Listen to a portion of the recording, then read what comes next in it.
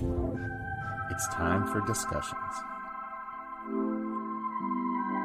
Welcome to Discussions. We're going to start off with a quick little story.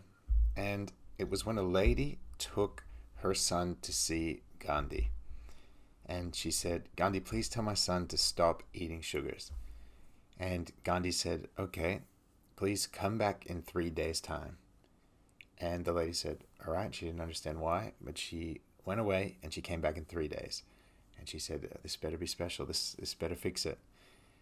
And she walked up to Gandhi and said, "Hey, Gandhi, I came back 3 days later, and I want you to tell my son to stop eating sugar."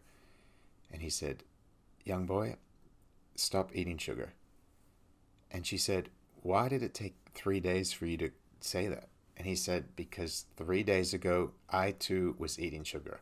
And today's podcast is about how in leadership, we want to avoid hypocrisy. And when treating ourselves kindly and treating ourselves well, we want to treat ourselves with the same sort of forgiveness and encouragement and love that we would treat our best friend or our immediate family. So let's get into it. There's a famous expression that says, like, a boss should never ask their employee to do something that they wouldn't do. And when I think of this, I think of the WWE, owned by Vince McMahon, who back in the old days, he would get all of his, obviously, wrestler employees to do big finishing moves to each other that would hurt, lifting them up in the air and slamming them, for example. So in one of the old WWE stories, they said they went to a nightclub and Vince McMahon got all of the wrestlers to do their special moves to him on the floor. I would assume it's carpeted or padded of some nature, but he got the wrestlers to all do their finishing move to him. And that's a really clear example of never asking your team to do something that you wouldn't do yourself. And I definitely want to maintain that mindset if I'm ever employing people. And you don't just have to be the boss to live by this rule. You can also be a teammate. Let's say you're leading a team university assignment, or you're living in a house with flatmates. And we're all familiar with the old phrase, the golden rule: do unto others as you would have them do unto you. And I remember it was the first thing I learned back in Sunday school when I was a kid.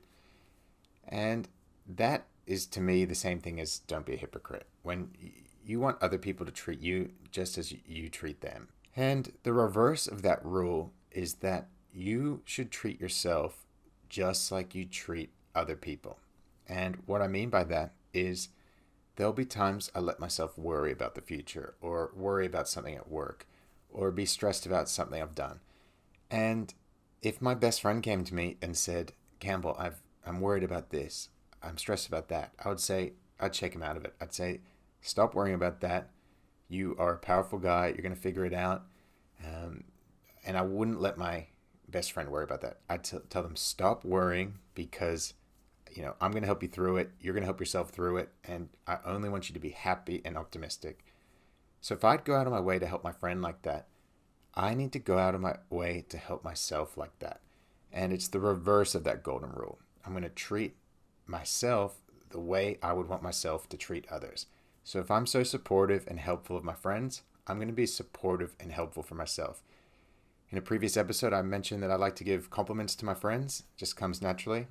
And why don't I give compliments to myself? If I look good, how about a little bit of positive self-talk? Or I do something well, if my friends get a new job, I'm going to be texting them a huge paragraph. "Congratulations, well done, hard work, you deserved it." Hey, time for some positive self-talk. I'm going to congratulate myself like that.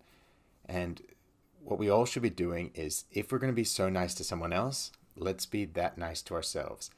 If we're going to tell our friends not to worry about trivial things, next time we get put into something trivial that we could be stressed, angry, or worried about, let's just imagine it's happening to our best friend or our child or a family member, and think, what would I tell that person if they were going through it? And whatever that advice is, let's do that to ourselves. And for me, I know that's going to be just chill out. It's all going to be okay.